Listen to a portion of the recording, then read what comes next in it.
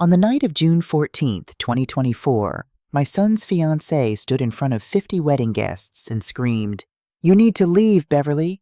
This is our day, not yours." I'm Beverly Marie Higgins. I'm 63 years old, and I want to tell you my story. If you're listening from somewhere far away, drop your city in the comments so I can see how far this has traveled. And please, stay with me until the end. That night, I sat in my 2019 Honda Accord in the parking lot of the Ashford Estate, a venue that cost $28,000. My hands were shaking so hard I could barely grip the steering wheel.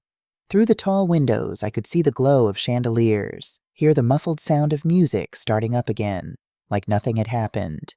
Like I hadn't just been thrown out of my own event. In my purse was a check. I'd written it 3 months earlier.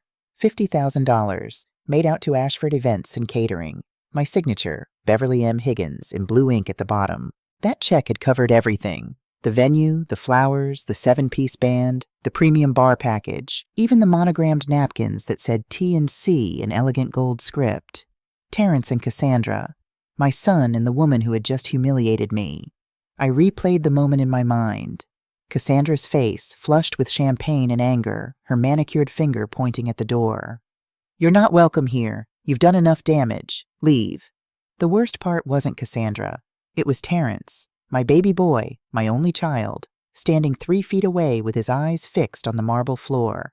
Not one word in my defense, not even a glance in my direction. 50 people watched me walk out. 50 people pretending to look at their phones, their drinks, anywhere but at me. Only one person met my eyes, Pastor David Williams from Second Baptist, who'd known me for 30 years. His face said everything his mouth couldn't in that moment. I sat in that dark parking lot for 20 minutes. My phone buzzed in the cup holder, text after text. Catherine, my sister. "Where are you? Are you okay?" Linda Martinez, cousin. "Bev, what happened?" Terrence. "Mom, don't make this bigger than it needs to be. Don't make this bigger than it needs to be." I stared at that message until the screen went dark. Something inside me shifted. It felt like a door closing. Not slamming, just quietly, firmly clicking shut.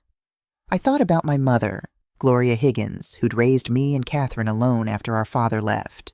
She cleaned houses for 30 years, came home with swollen knees and chemical burns on her hands, but always told us, "Baby girl, don't let nobody, and I mean nobody, treat you less than you're worth.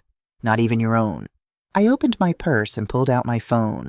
My thumb hovered over a contact. Rachel Morgan, the wedding planner I'd been working with for 3 months. Then I pressed call. March 15th, 2024. That was the day Terrence and Cassandra walked into Crown and Glory, my salon on Peachtree Street. I'd owned Crown and Glory for 18 years. Started it with a $10,000 loan and a dream when Terrence was 14. Now I had 3 locations across Atlanta, the flagship on Peachtree, one in Buckhead, and one in East Point. We did hair, nails, makeup, full service. On a good Saturday, we'd see 70 clients between all 3 locations. That Tuesday afternoon, I was touching up Mrs. Patterson's press and curl when the bells above the door chimed. I looked up and saw my son's 6'2" frame filling the doorway, and Cassandra beside him in a cream dress that probably cost more than my monthly electric bill. "Mama!"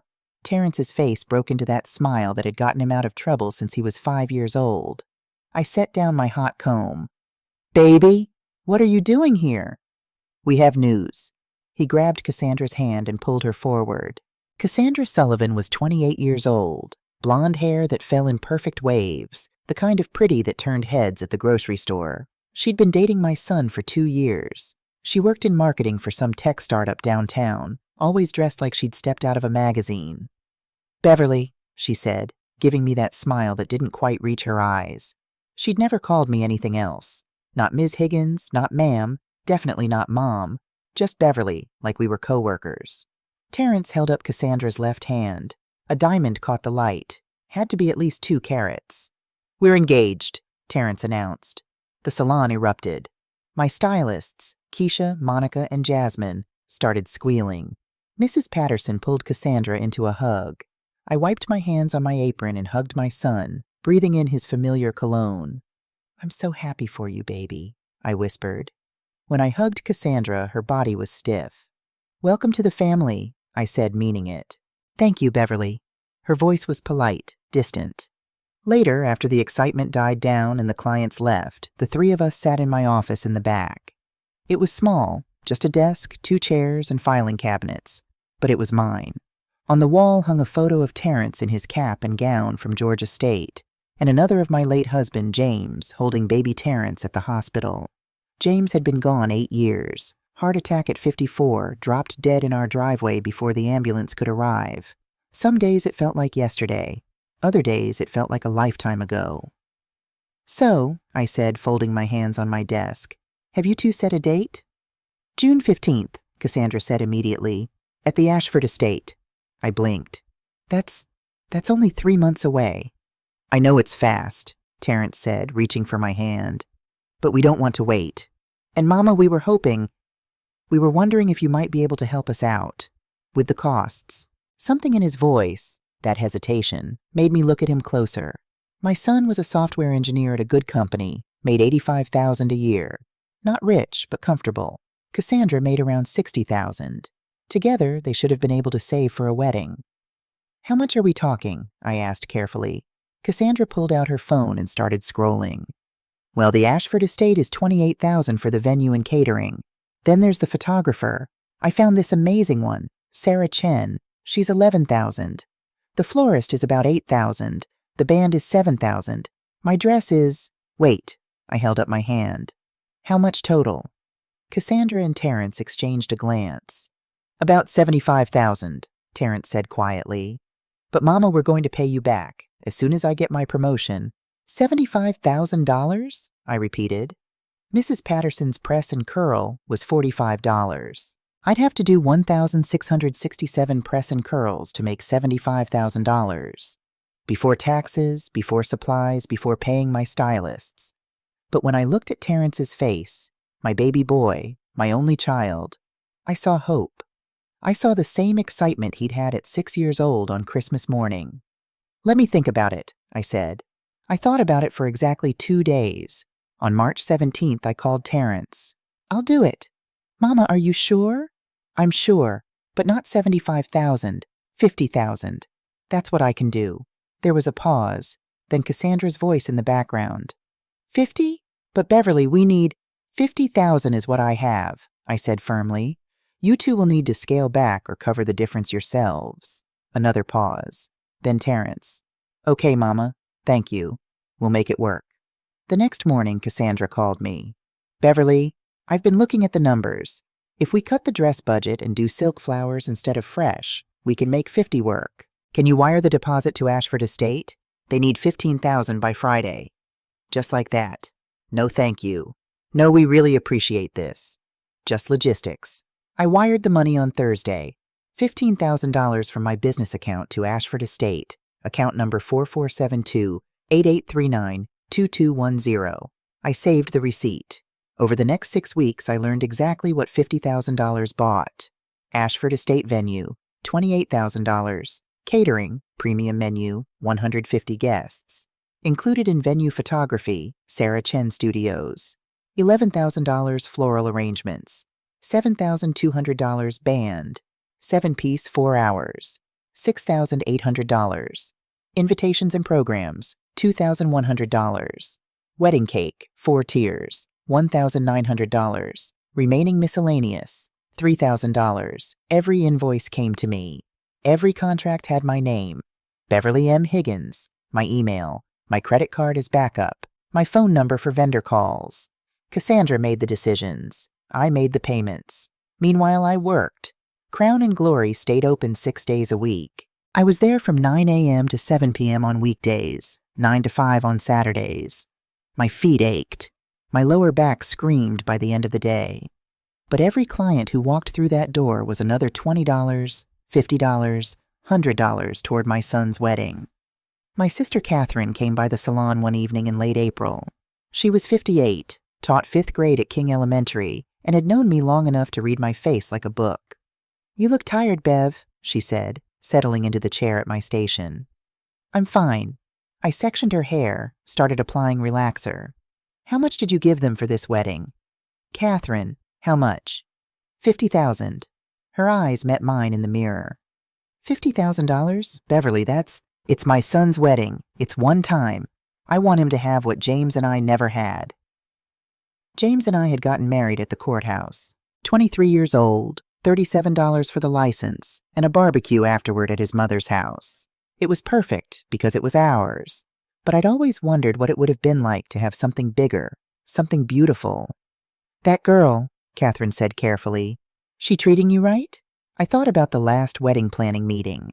Cassandra had changed the venue from the garden ceremony we'd originally planned to the grand ballroom, an additional $8,000. When I'd gently suggested we stick with the garden to save money, she'd looked at me and said, Beverly, I thought you wanted the best for Terrence. Or is money more important than your son's happiness? Terrence had been right there. He'd said nothing. She's just excited, I told Catherine. You know how brides get. Catherine didn't look convinced. That night, I sat at my kitchen table with my laptop, looking at my bank account. Crown and Glory business account. Beginning balance, March 1st. $87,422.16. Ashford Estate deposit, minus $15,000. Sarah Chen photography deposit, minus $5,500. Floral deposit, minus $3,600. Current balance, April 30th. $43,186.09. I'd already paid out nearly $24,000. And there was still more to come. But it was fine. It was for Terrence, my baby boy who used to fall asleep in a laundry basket while I folded clothes at the laundromat, who'd held my hand at James's funeral and whispered, It's okay, Mama. I'll take care of you. I was doing this for him. May brought the first real crack in my certainty. I was at the Ashford Estate on May 22nd for a venue walkthrough. Me, Cassandra, Terrence, and Rachel Morgan, the wedding planner. We were supposed to be finalizing the floor plan. So I was thinking, Cassandra said, standing in the middle of the grand ballroom, what if we moved the ceremony here instead of the garden? Rachel consulted her tablet. The ballroom ceremony is an additional charge, Cassandra. We'd discussed keeping it in the garden to manage the budget. How much more? Cassandra asked. $8,000. My stomach dropped. Cassandra, honey, we agreed on the garden. It's beautiful out there. Cassandra turned to look at me, really look at me, with this expression I'd never seen before, like I was a clerk at the DMV telling her the wait would be long. Beverly, I thought you wanted the best for Terrence and me. Or is money more important than your son's happiness? The words hung in the air. Terrence was checking something on his phone. He didn't even look up. No, of course not, I heard myself say. I just want to make sure we're being mindful of the budget. The budget you set, Cassandra said sweetly. Maybe if we'd had more to work with, these wouldn't be issues. Rachel cleared her throat. Let's table this discussion. Beverly, why don't you come by my office tomorrow and we can review the numbers? I left that meeting with a headache and a sick feeling in my stomach. That night, Catherine called. How was the venue meeting? Fine, I lied. Beverly. She wanted to add another $8,000 for the indoor ceremony. And I said I'd think about it. Silence on the other end. Then 10. Bev, that girl is using you. She's not, she is, and Terrence is letting her. I couldn't argue, because in my heart, I knew Catherine was right. 2 days later, something else happened. I was at Crown and Glory, closing up for the night. It was just after 7 p.m. My phone rang. Unknown number. I almost didn't answer, but something made me pick up. Beverly Higgins? A woman's voice, young. Yes? This is calling from American Express regarding suspicious activity on your card ending in 3921. My heart jumped. Suspicious activity? Yes, ma'am. We show several recent charges. $12,400 to Nordstrom on May 20th, $8,950 to a restaurant called Le Bernardin in New York on May 18th, and $3,200 to Serenity Spa in Buckhead on May 21st. Can you confirm these charges? My mouth went dry. No, I didn't make any of those. We'll need to freeze your card immediately and, wait, can you tell me, is there a name associated with those charges? Like who made them? The charges show as card-present transactions, ma'am, meaning someone physically used your card. Do you know anyone who might have access to your card? 3 weeks earlier, Cassandra had come by my house. She'd been helping me organize wedding documents, contracts, receipts, vendor contacts. My purse had been on the kitchen counter, my wallet inside it. "I need to call you back," I said and hung up. I sat in the dark salon, surrounded by the smell of hair products and the hum of the refrigerator in the break room. Cassandra had used my credit card. Without asking. Nearly $25,000 in 3 days. I pulled up my American Express account on my phone. There they were. May 18th, 2024, Le Bernardin, New York, NY, $8,950. May 20th, 2024, Nordstrom, Atlanta, Georgia, $12,400. May 21st, 2024, Serenity Spa and Wellness, Atlanta, Georgia, $3,200. I called Terrence. It went to voicemail. I called again. Same thing. Finally, a text. "At dinner with Cassie. Can I call you tomorrow?" I texted back. "It's urgent." 3 dots appeared, then disappeared. No response. I drove home in silence, my hands gripping the steering wheel so tight my knuckles turned pale. Scene 5. The rehearsal dinner, June 14th, 2024. The rehearsal dinner at the Ashford estate. I'd spent $247 on my outfit. A royal purple suit from Talbot's with a cream silk blouse. My hair was fresh, pressed and curled that morning by Keisha. My makeup was careful, elegant. I wanted to look like the mother of the groom should look. Put together, proud, happy. I wasn't any of those things. For 3 weeks, I'd been trying to reach Terrence about the credit card charges. Every time I called, he was busy. Every text got a short response. "Can we talk after the wedding?" Or, "Mom, please, let's just get through this weekend." The charges had cleared. $24,550. Gone. But tonight wasn't about that. Tonight was supposed to be about family coming together, celebrating Terrence and Cassandra before tomorrow's big day. The Ashford estate looked beautiful. String lights were already hung in the garden for tomorrow's ceremony. Inside the private dining room, tables were set with cream linens and blue hydrangea centerpieces. 50 people milled around with cocktails and appetizers. Cassandra's parents, Robert and Diane Sullivan, stood near the bar. Robert was a middle manager at a pharmaceutical company. Diane was a real estate agent. Nice people, but they'd made it clear from the beginning they couldn't contribute much to the wedding. "Times are tight," Robert had said with an apologetic shrug. "We're still paying off our own mortgage." So it had fallen to me. All of it. I walked in carrying a small gift bag with a wedding album I'd put together, photos of Terrence from birth to now, plus blank pages for the couple to add their own memories. I'd spent 2 weeks on it. "Beverly," Pastor Williams approached, arms open. "Don't you look lovely?" "Thank you, Pastor." His hug was warm, genuine. "How are you holding up?" His eyes searched mine. "I'm fine." He studied me for a moment, then patted my hand. "Remember what Scripture says. God is our refuge and strength." Before I could respond, I heard it. Cassandra's voice, loud enough to carry across the room. "I don't know how Terry tolerates her. So controlling. So much." I turned. Cassandra was standing with 2 of her bridesmaids near the windows. She had a champagne flute in her hand, and her cheeks were flushed. She hadn't seen me come in. "She questions everything," Cassandra continued. "Every single choice. Like it's her wedding." One of the bridesmaids, Jessica, I think her name was, laughed uncomfortably. Catherine appeared at my elbow. "Don't," she whispered, but I couldn't move, couldn't look away. Diane Sullivan stepped over to Cassandra. "Sweetie, maybe let's—" "No, I mean it," Cassandra said, louder now. People were starting to notice. "She acts like she bought me, like because she's paying for everything, she gets to control every detail." My chest tightened. Then Cassandra saw me. Our eyes met across the room. For a second, I thought she might apologize, might look embarrassed. Instead, she walked straight toward me. The room fell quiet. "Beverly," she said, her voice dripping with false sweetness. "We need to talk about tomorrow." "Okay," I said carefully. "I don't think it's appropriate for you to sit in the front row." I blinked. "I'm sorry?" "The front row, during the ceremony. I think it would be better if you sat in the 3rd row. My parents are in the 1st row, obviously, and we need the 2nd row for my grandparents." "Cassandra," Catherine said sharply, "she's the mother of the groom, and she's made sure everyone knows it." Cassandra's eyes were hard. This is our day, Beverly. Our day. Stop trying to control everything. My hands were shaking. I'm not trying to— Yes, you are. Cassandra's voice rose. You question every decision. You insert yourself into every conversation. You act like this is your wedding. Well, it's not. It's ours. And honestly, she leaned in close. You're not even welcome here. You've done enough damage. Just leave.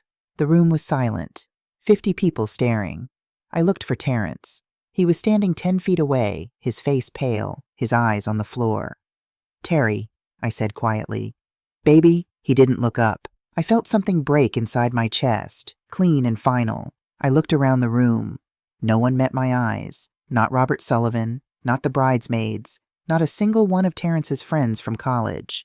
Only Pastor Williams, whose face was stricken, and Catherine, whose hand reached for mine. I pulled my hand away, straightened my spine. Okay, I said. Cassandra blinked. What? Okay, I'll leave. I picked up my purse from the chair. The gift bag with the photo album I left on the table. I walked out of that dining room with my head high and my hands steady. Behind me, the music started again. Laughter returned. Like nothing had happened. Like I had never been there at all. End of part 1. Word count, 3,028 words. Ready for your review before I continue to part 2. The Last Gift.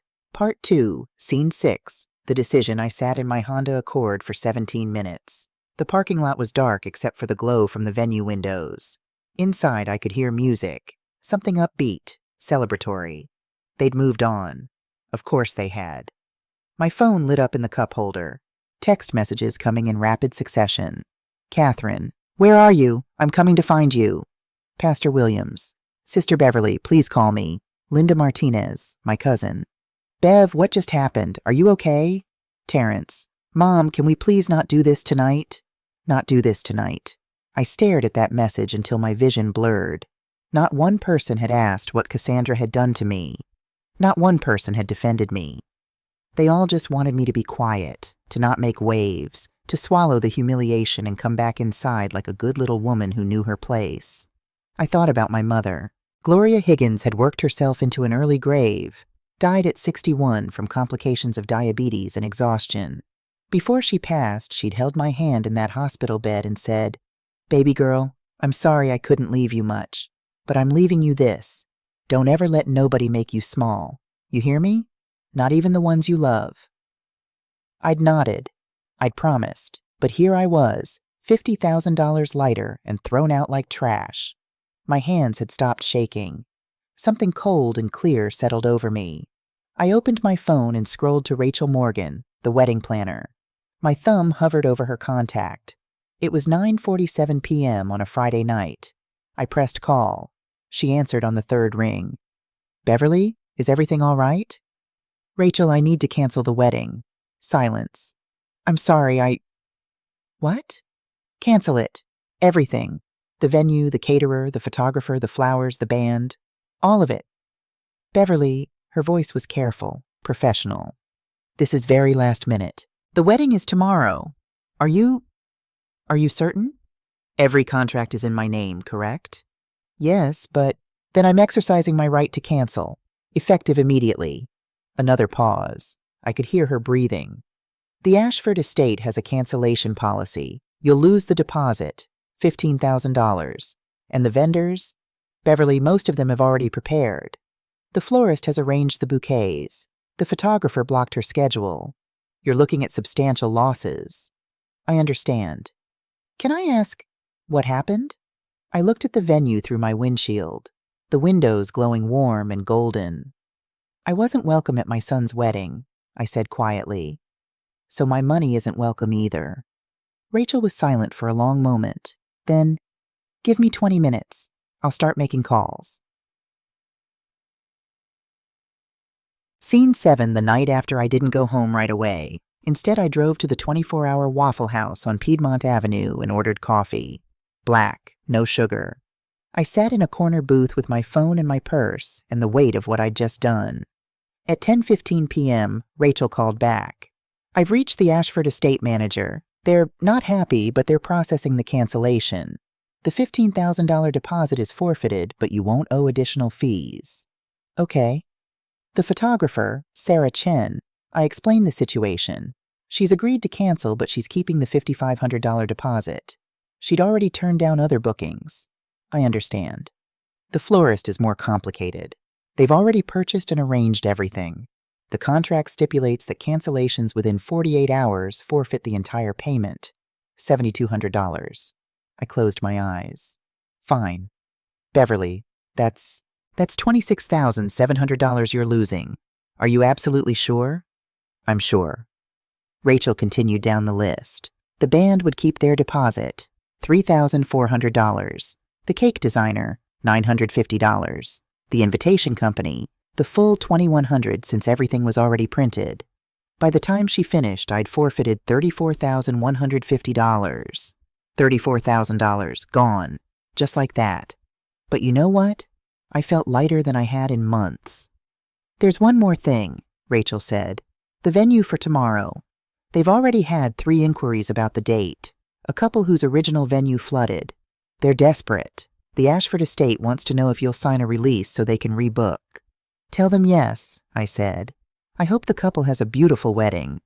After I hung up, I sat in that Waffle House booth and finally let myself cry. Not sobs, just quiet tears sliding down my face while a waitress named Gloria, her name tag made me think of Mama, refilled my coffee without a word, just a gentle pat on my shoulder. At 11:43 p.m., my phone rang. Terrence. I let it ring, and ring, and ring. He called 4 more times. I didn't answer. At 12:02 a.m., a text. Mom, what did you do? The venue just called Cassie. They said the wedding is canceled. Please tell me this is a mistake. I turned my phone face down on the table. At 12:47 a.m., Catherine arrived. I'd texted her the address. She slid into the booth across from me, still wearing her dress from the rehearsal dinner. Tell me you really did it, she said. I really did it. She reached across the table and took both my hands. I'm so proud of you. That made me cry again. Come stay at my place tonight, Catherine said. You shouldn't be alone. But I shook my head. I need to go home. I need to process this. Bev, I'll be okay, Kat, I promise. We sat there until 2 a.m., drinking coffee and not talking much, just being together. When I finally got home, I went straight to my office, the small spare bedroom where I kept files and paperwork. I pulled out the accordion folder labeled Wedding, Terrence, and Cassandra.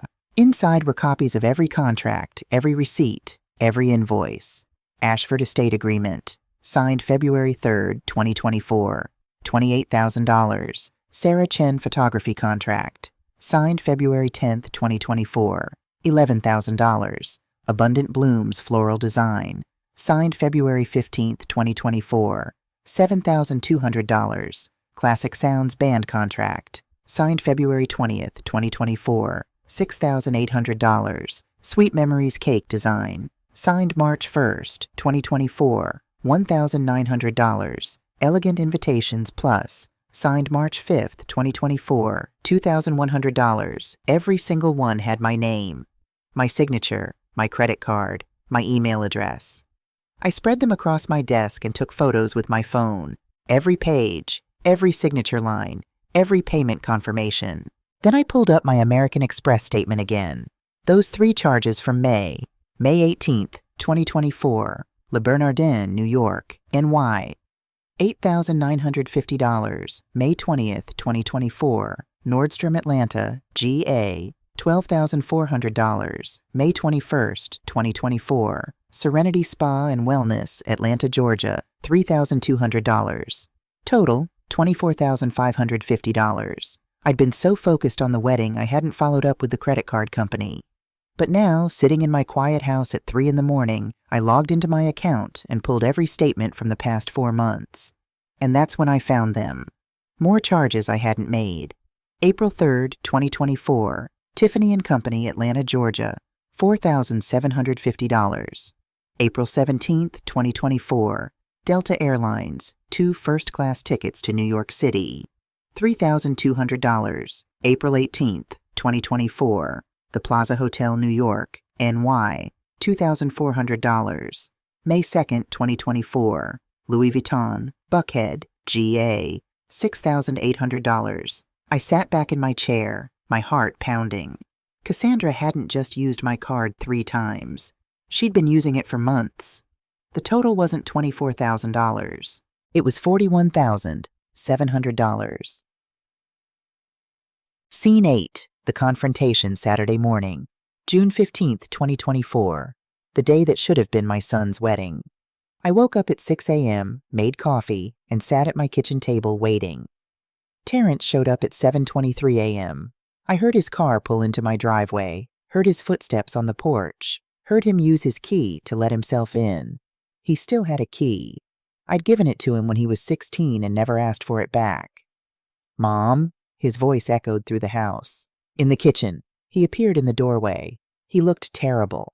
Hair uncombed, eyes red, wearing the same clothes from last night. He probably hadn't slept. "What the hell did you do?" His voice was low, shaking with anger. I took a sip of my coffee. "Good morning, Terry." "Don't good morning me. Do you have any idea what you've done? Cassie is hysterical. Her parents are calling lawyers. The guests started showing up at the venue and there's nothing there. Do you understand? Nothing." I set down my mug carefully. "I canceled the wedding that I paid for." "You can't just—" He ran his hands through his hair, pacing my kitchen like a caged animal. "Mom, this is insane. This is—" "Where were you last night?" I asked quietly. He stopped pacing. "What?" "Last night, at the rehearsal dinner, when Cassandra told me to leave. Where were you?" His jaw tightened. "Mom, she was drunk. She didn't mean—" "Where were you?" I repeated, louder this time. I was trying not to make things worse. By standing there silent while she humiliated me in front of 50 people?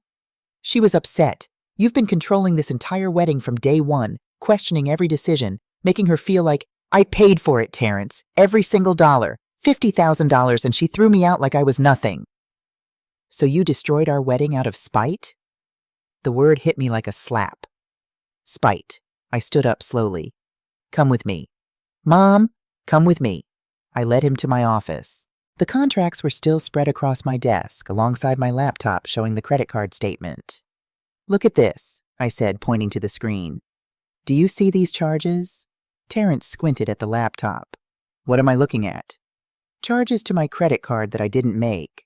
$41,700 worth." His face paled. "I don't understand." "Your fiancé used my credit card without permission, for months. Designer shopping, fancy hotels, first-class plane tickets. She stole from me, Terry." "That's impossible. Cassie wouldn't—" "Look at the dates." I pointed to each charge. April 3rd, April 17th, May 2nd, May 18th, 20th, 21st. I called American Express. These were card-present transactions, meaning someone physically used my card. Who else had access to my wallet, Terry? He was staring at the screen, his mouth slightly open. 3 weeks ago, I continued, Cassandra was here helping me organize wedding documents. My purse was on the kitchen counter. She must have taken photos of my card, or maybe she just memorized the numbers. Either way, she's been stealing from me.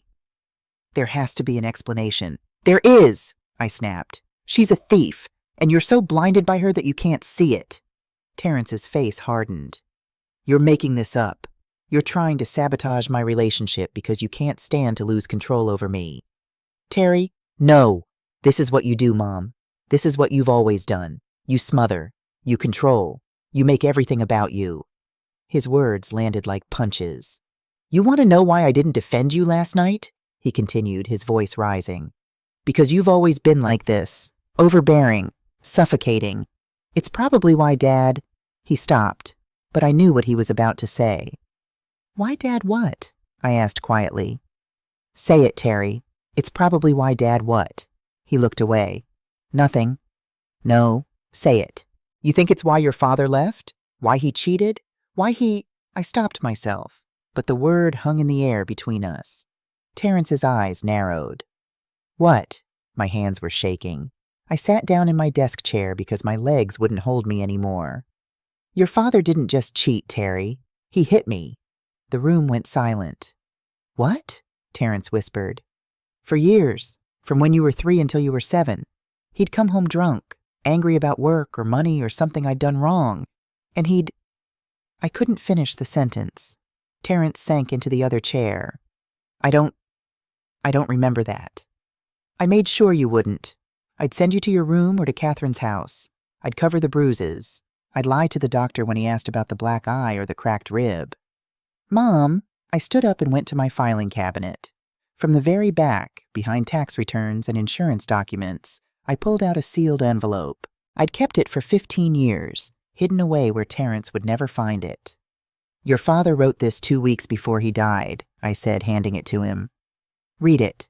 Terrence's hands trembled as he opened the envelope and pulled out 3 pages of lined notebook paper covered in James's handwriting.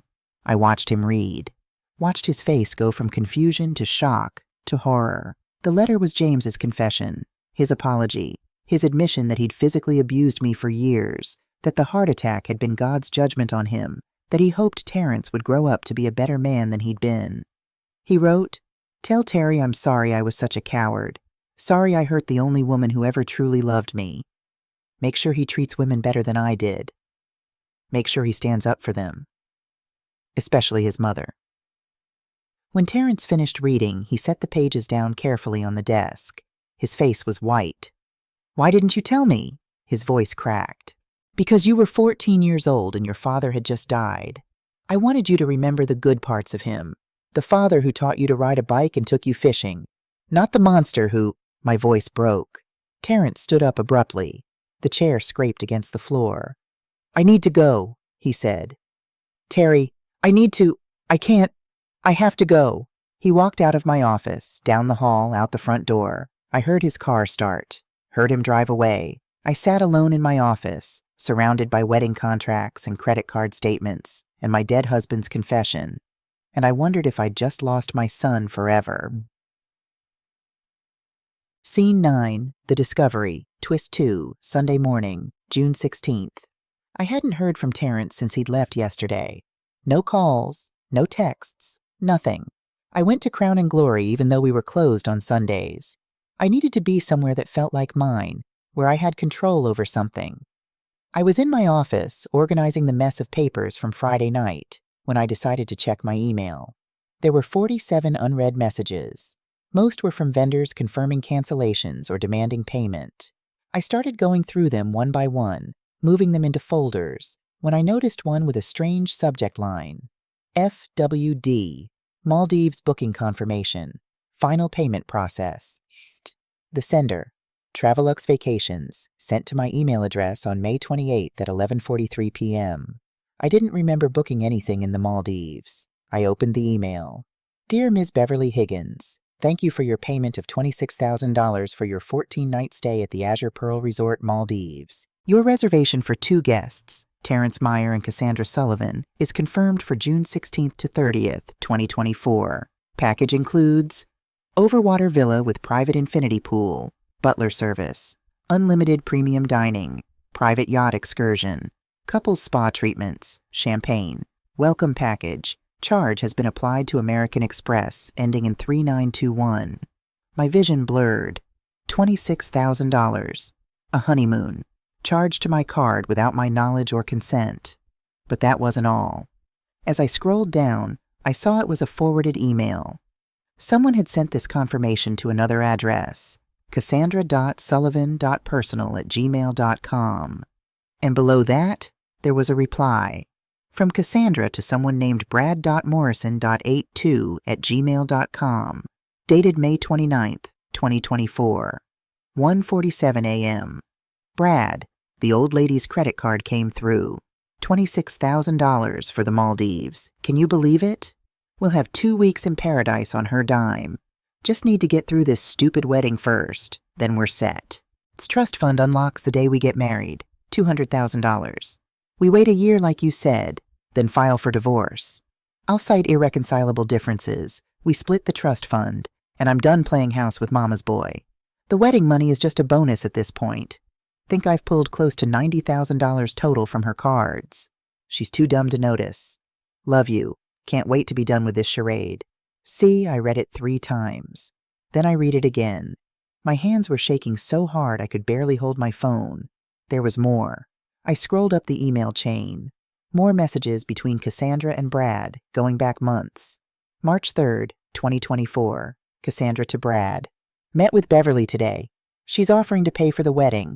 Terry's mom is loaded. Her salon chain is worth over $2 million according to the business records I found online. And Terry has that trust fund from his dad. This is going to be easier than we thought. March 15th, 2024. Brad to Cassandra. Make sure you keep her happy until after the wedding. Need that trust fund to unlock first. How much can you pull from her before she notices? April 20th, 2024. Cassandra to Brad. Got her credit card info. Already used it for our NYC trip. Remember the one where I told Terry I was at a marketing conference? She hasn't said anything. I think she's too embarrassed to admit her future DIL is stealing from her.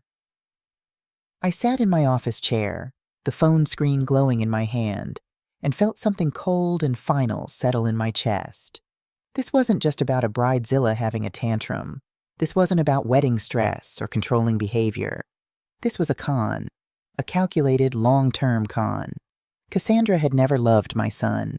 She'd seen him as a payday, and she'd seen me as an ATM. Scene 10, the investigation. I called Patricia Donnelly at 9:17 a.m. on Sunday morning. Patricia was a lawyer I'd used 3 years ago when I'd expanded Crown and Glory. She was 45, sharp as a knife, and didn't suffer fools. Her voicemail said she'd return calls within 24 hours. She called me back in 20 minutes. Beverly, it's Sunday morning. This must be important. It is. I need to see you. Today, if possible. I'm at home, but... Yes. Come by at 11. My address is... I have it. Thank you, Patricia. I gathered everything. The wedding contracts, the credit card statements, screenshots of every single email between Cassandra and Brad, bank records showing the unauthorized charges.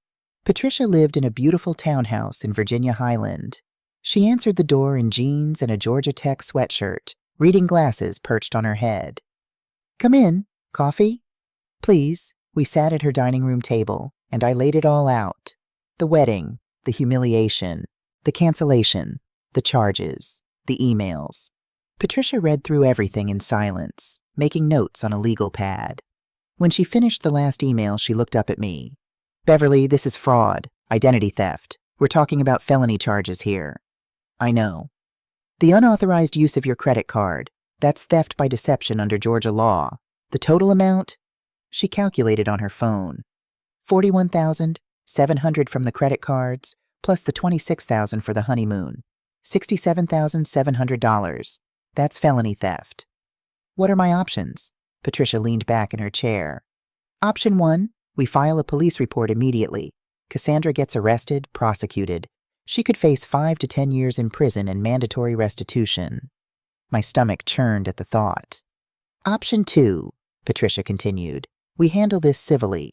We send her a demand letter, threaten criminal charges if she doesn't pay back every penny plus damages. Give her a chance to make this right quietly.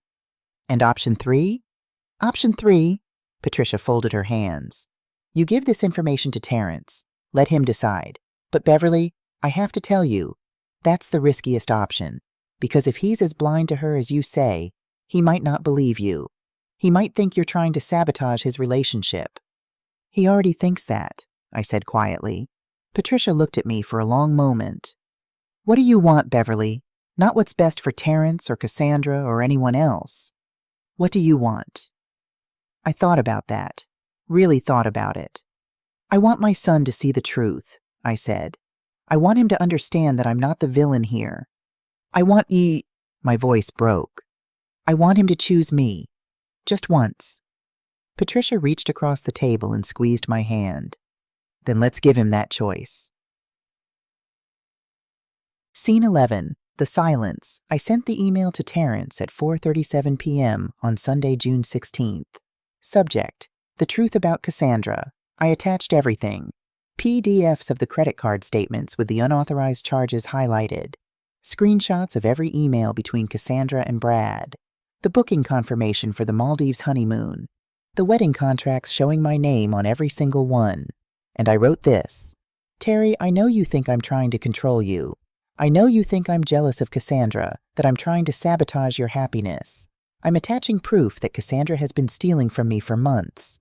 She used my credit card without permission, $67,700 total, including a $26,000 honeymoon she booked without telling me.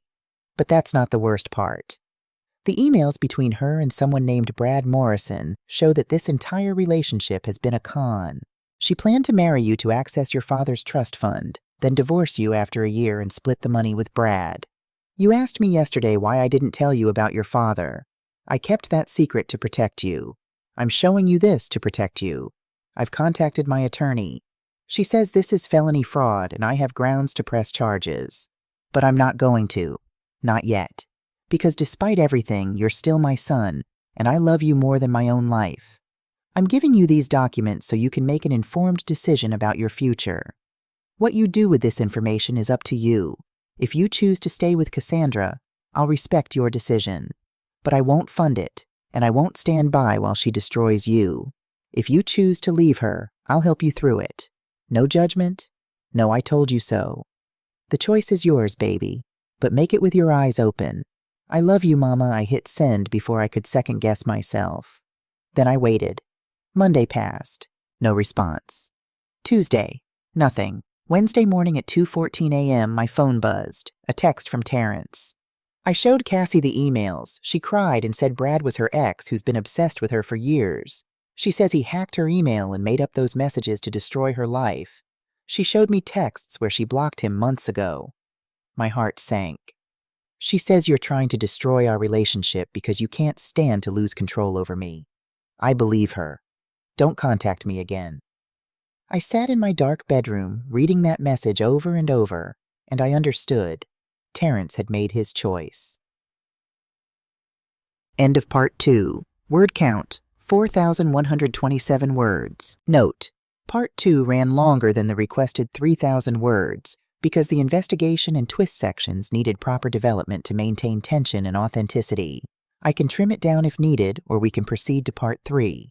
Let me know your preference. The Last Gift. Part 3. Scene 12. The Wedding Day. 3 weeks after I sent Terrence the evidence, I still hadn't heard from him. Life went on. June 15th, 2024. The day that should have been my son's wedding. I wasn't in Atlanta. At 6 a.m., I was on a plane to Martha's Vineyard, the same island where James and I had honeymooned 33 years ago. I'd booked a room at the Harborview Hotel the night before, using my own credit card, my own money, my own decision. The room cost $347 a night. I booked it for 3 nights. I didn't care. By noon, I was sitting on a private balcony overlooking the harbor, wearing a white linen dress I'd bought at the airport gift shop. A glass of champagne sat on the small table beside me. The real stuff, Veuve Clicquot, $68 a bottle. My phone buzzed. A text from Catherine. Where are you? Please tell me you're okay. I texted back. Martha's Vineyard. I'm fine. I'm better than fine. She replied immediately. Good. Stay there as long as you need. I'm proud of you, Bev. At 2 p.m., the exact time Terrence and Cassandra were supposed to walk down the aisle, I opened Instagram. I hadn't posted anything in 6 months.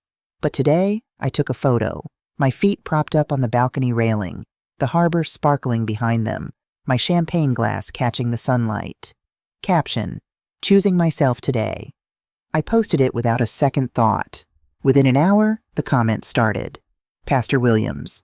Amen, Sister Beverly. God is good. Keisha, from the salon. Yes, ma'am, you deserve this.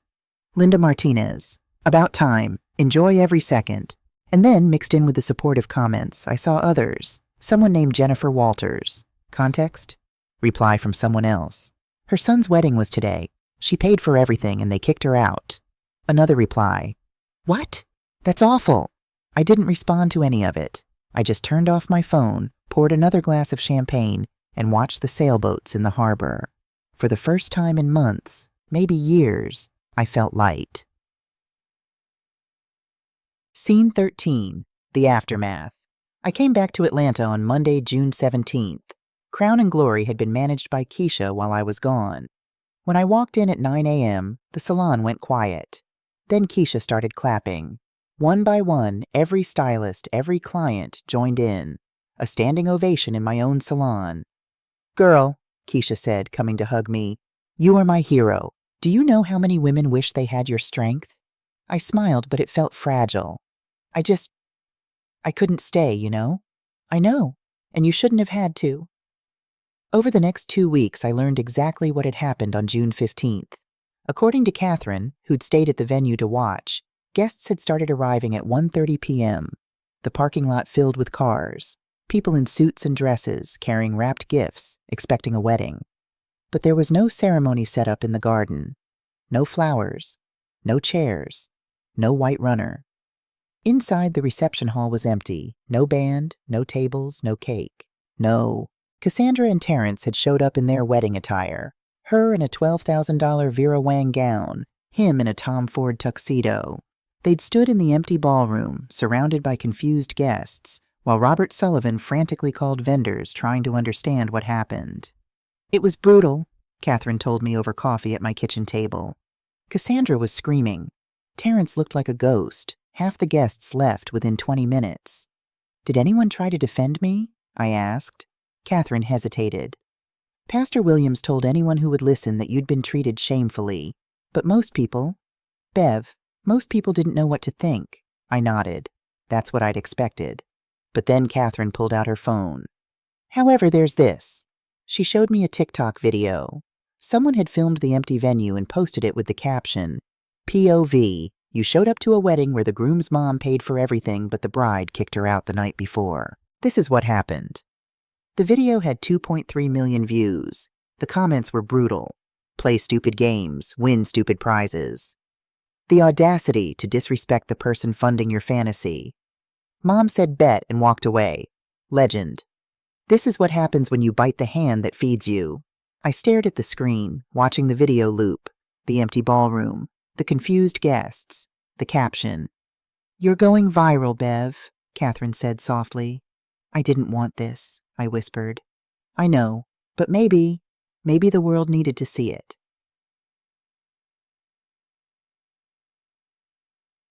Scene 14. Twist 3. The truth emerges. 3 weeks after the non-wedding, on July 8th, I received a package at Crown and Glory. It was a small, padded envelope with no return address, postmarked from Athens, Georgia. Inside was a USB drive and a handwritten note on lined paper. Mrs. Higgins, my name is Amanda Price. I was Cassandra's roommate at UGA and was supposed to be a bridesmaid in the wedding. I need to tell you something I should have told you months ago. Cassandra has been planning to scam your son from the beginning. I have recordings of her admitting everything. The credit card theft, the plan with Brad Morrison, all of it. I kept quiet because Cassie was my friend. But after what she did to you at that rehearsal dinner, and after seeing your son's face when the wedding fell apart, I can't stay silent anymore. Everything on this USB is real. I recorded these conversations because Cassie scared me sometimes. She talked about doing things that seemed illegal, and I wanted protection in case she ever turned on me. You deserve to know the truth, and Terrence deserves to know who he almost married. I'm sorry I didn't come forward sooner. I was a coward. Amanda, my hands trembled as I carried the USB drive to my office. I plugged it into my laptop. There were 6 audio files labeled by date. I clicked on the first one. March 8th, 2024, living room conversation.mp3. Amanda's voice. So you really think you can pull this off? Cassandra's voice, clear as day. Of course I can. Terry's mom is desperate to be involved. She's one of those mothers who needs to be needed, you know? All I have to do is let her plan everything, smile, say thank you, and she'll throw money at me. Amanda. But what about Terry? Don't you feel bad? Cassandra. Bad? Amanda, he's getting exactly what he wants, a hot wife and a fantasy wedding. He should be thanking me. Besides, once I get access to that trust fund, I'm set. Brad and I are going to open that bar in Savannah we've been talking about. $200,000 goes a long way. Amanda. And you're really going to divorce him after a year? Cassandra. Maybe sooner if I can get away with it. Georgia divorce law is easy. No fault state. I cite irreconcilable differences. We split marital assets, including that trust fund, and I'm out. Amanda. What about Beverly, the mom? Cassandra laughed. What about her? She'll probably be relieved. Deep down, she never liked me anyway. She's just too polite to admit it. I sat frozen, listening to recording after recording. April 15th, 2024. Cassandra bragging about using my credit card for the first time. She hasn't even noticed. I charged $3,000 for spa treatments and she said nothing. These old church ladies are so trusting. May 1st, 2024. Cassandra and Brad on speakerphone, planning the Maldives trip.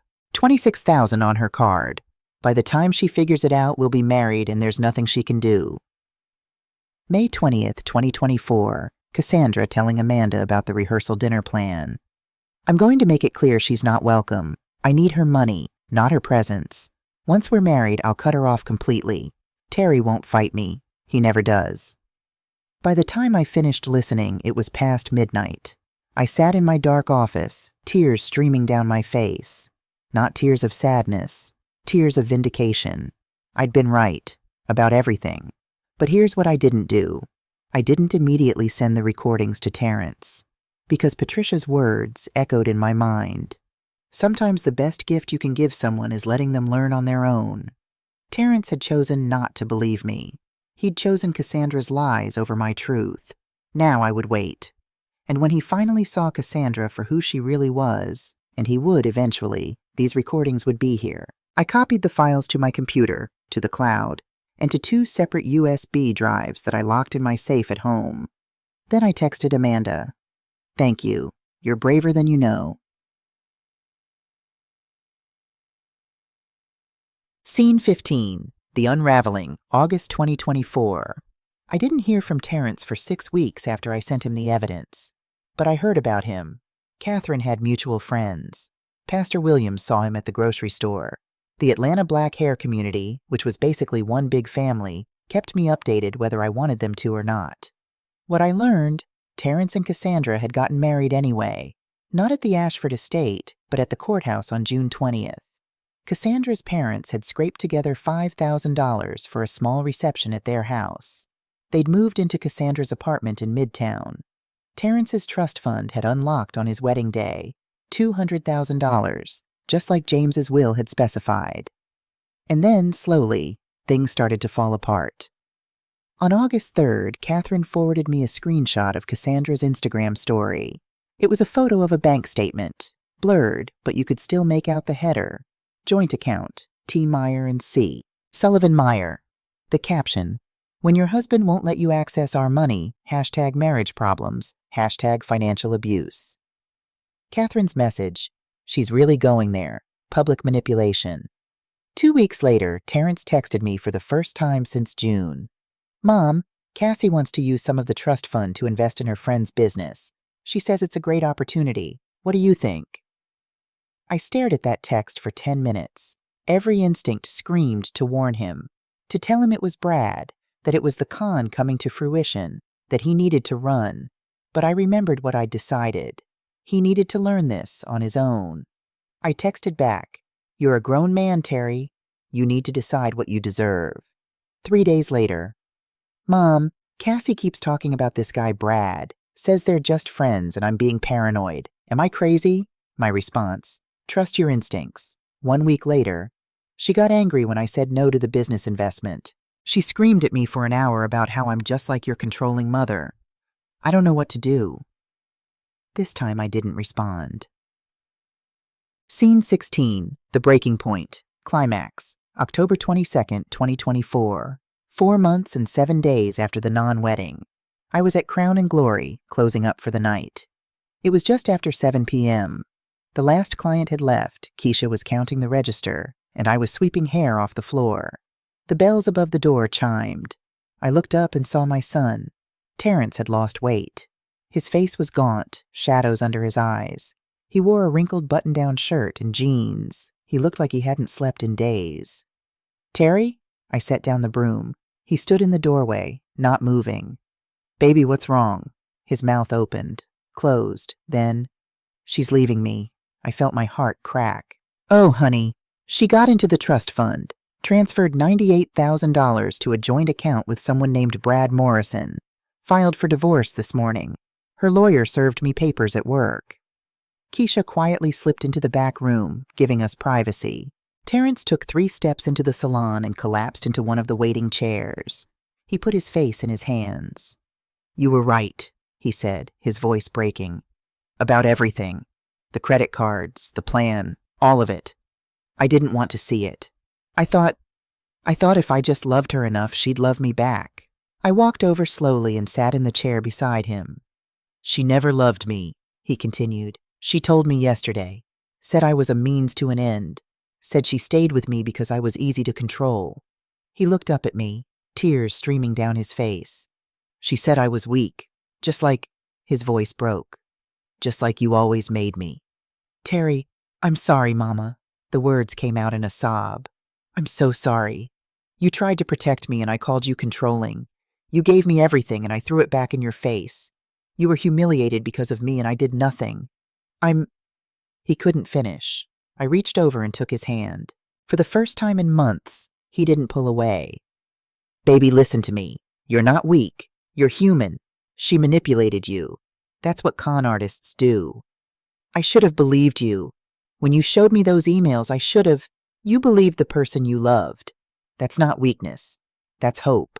I squeezed his hand. But Terry, I need you to understand something. I can't protect you forever. You needed to learn this lesson yourself. He nodded, wiping his eyes. I know. But I'm still your mama, and I'm still here. He looked at me then, really looked at me, for the first time since this whole nightmare started. I don't deserve— Stop, I said it firmly. You made mistakes. You hurt me. But you're my son. That doesn't change. What do I do now? I stood up, went to my office, and came back with a business card. Patricia Donnelly, attorney at law. You call this woman tomorrow morning. You tell her everything, and you let her help you get your money back and prosecute Cassandra for fraud. Terrence took the card with shaking hands. What about you? The money she stole from you? Patricia has all the evidence, including recordings you've never heard. I pulled out my phone and texted him Amanda's audio files. Listen to these, all of them, then decide what you want to do. Will you? He hesitated. Will you come with me? To the lawyer?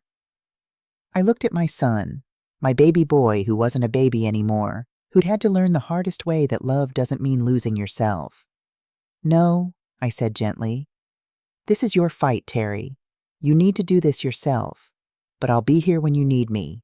I promise. He nodded slowly. Then he stood up and hugged me, really hugged me, for the first time since James's funeral. I love you, Mama, he whispered. I love you too, baby. Always. Scene 17. The resolution, 6 months later. April 2025. The lawsuit took 4 months to work through the system. Patricia was relentless. She filed criminal charges for identity theft, fraud, and theft by deception. She also filed a civil suit for treble damages and emotional distress. The evidence was overwhelming. My credit card statements, the emails between Cassandra and Brad, Amanda's recordings, bank records showing the trust fund transfers. Cassandra hired a lawyer, paid for with Terrence's stolen money, but there was no defense. The recordings were legally obtained. Georgia is a one-party consent state for recordings. The credit card charges were documented. The emails were authenticated by a forensic expert. On March 15, 2025, exactly 1 year after Terrence had announced his engagement, Cassandra pleaded guilty to avoid prison time. The sentence: 5 years probation, full restitution, $67,700 to me, $98,000 to Terrence, 500 hours community service, permanent criminal record. Brad Morrison was also charged as an accomplice. He pleaded guilty and received a similar sentence. Terrence recovered $94,000 of the $98,000 Cassandra had stolen. The rest had already been spent. I recovered $59,000 of my $67,000. The rest, the Maldives trip, some of the shopping, was gone. But here's what mattered. We'd won, not just in court, but in life.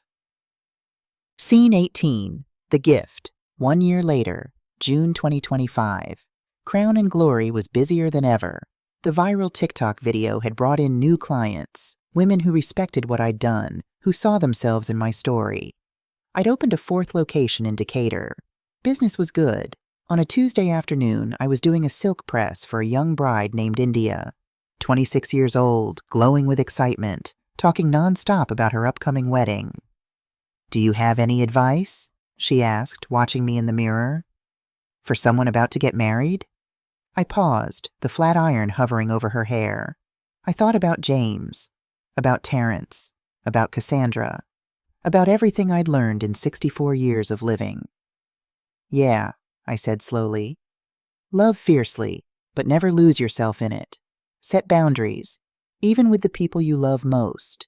And remember, the best gift you can give someone is teaching them to stand on their own." India nodded, not really understanding. But someday, maybe she would. Behind me, sweeping hair, was Terrence. My son had moved back to Atlanta in December.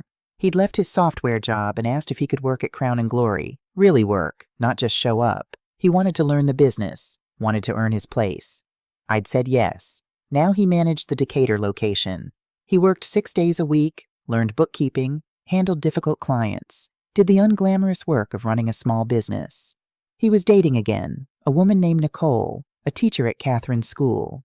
She was 32, kind, genuine. She'd met me 3 times and each time called me Ms. Higgins and brought homemade pound cake. I liked her. After India left, Terrence locked the front door and flipped the sign to closed. "Mama," he said, "can we talk?" We sat at my station and he pulled an envelope from his pocket. "What's this?" "Open it." Inside was a check, made out to me, for $50,000. "Terry, it's from the trust fund, the part I got back." He looked at me steadily. "You paid for a wedding that never happened. You lost money because of me. This doesn't cover everything, not the humiliation or the pain, but it's a start. Baby, I know you don't need it, but I need to give it." His voice was firm. "I need to do this, Mama. Please." I looked at the check. $50,000, the exact amount I'd spent. I folded it carefully and put it in my purse. "Thank you." "No, Mama, thank you." He smiled, a real smile, the first genuine one I'd seen in over a year. "Thank you for loving me enough to let me fall, and for being there when I got back up." Epilogue. 1 year later, June 15th, 2026, 2 years after the non-wedding. I'm 65 years old now, Social Security eligible, though I'm not ready to retire. It's Sunday afternoon, and my house is full of people. Catherine, Pastor Williams, Terrence and Nicole, Keisha and her kids. I made my mama's fried chicken, collard greens, mac and cheese, cornbread. Soul food, Sunday we call it. We're sitting on my back porch watching the sunset when Terrence raises his glass of sweet tea. "I want to make a toast," he says, "to Mama, the strongest woman I know. Thank you for loving me enough to let me fall, and for teaching me how to get back up." Everyone raises their glasses. I feel tears prick my eyes, but I'm smiling. "To family," Pastor Williams adds, "the one we're born into and the one we choose." "Amen," Catherine says. Later, after everyone leaves, I sit alone on my porch. The lightning bugs are starting to come out, blinking in the twilight. My phone buzzes. A message from a number I don't recognize. "Mrs. Higgins, this is Amanda Price. I just wanted to say thank you for handling everything with so much grace. You inspired me to stand up to some toxic people in my own life. I hope you're well." I smile and text back. "Thank you for your courage, Amanda. You saved my son's life. Be well." I set my phone down and look out at my backyard, the garden I planted last spring, the bird feeder Terrence installed, the life I've built. They say a mother's love is unconditional, and that's true. But I learned something these past 2 years. Unconditional doesn't mean unlimited. Sometimes the greatest love is knowing when to step back, when to let go, when to let the people you love face their own consequences. That was my last gift to my son, his freedom. The freedom to make his own choices, even the wrong ones. The freedom to learn, to grow, to become the man his father never was. And in giving him that freedom, I found my own. I'm Beverly Marie Higgins. I'm 65 years old. I own 4 hair salons. I have a son who's finally becoming a man. I have a sister who's my best friend. I have a community that supports me. And I have peace. Not the kind that comes from never being hurt, but the kind that comes from walking through fire and coming out stronger on the other side. That's the real gift. Not revenge, not vindication. Peace. I take a sip of my sweet tea and watch the sun disappear below the horizon. Tomorrow, I'll open Crown and Glory at 9 a.m. I'll do hair, manage my business, live my life. But tonight, I'm just going to sit here in the quiet and be grateful. Grateful for boundaries learned. Grateful for wisdom earned. Grateful for love that finally knows its own worth. The lightning bugs dance in the darkness, little points of light in the night. I smile, and I am free. The end. Total word count, Part 3, 4,156 words. Final story statistics. Part 1, 3,028 words. Part 2, 4,127 words. Part 3, 4,156 words. Total, 11,311 words, approximately 50 minutes reading time. The story follows the viral formula while maintaining emotional authenticity, featuring 3 major twists, 2 climaxes, and a peaceful resolution that emphasizes wisdom over revenge.